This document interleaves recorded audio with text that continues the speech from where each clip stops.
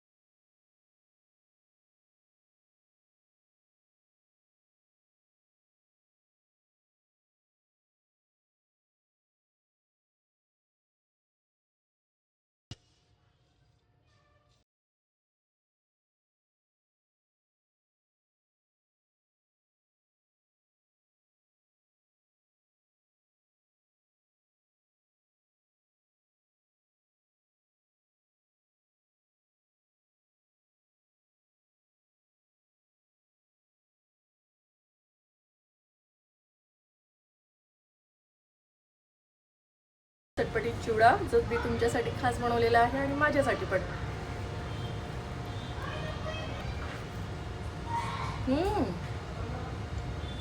भारी, नक्की ट्राय करा।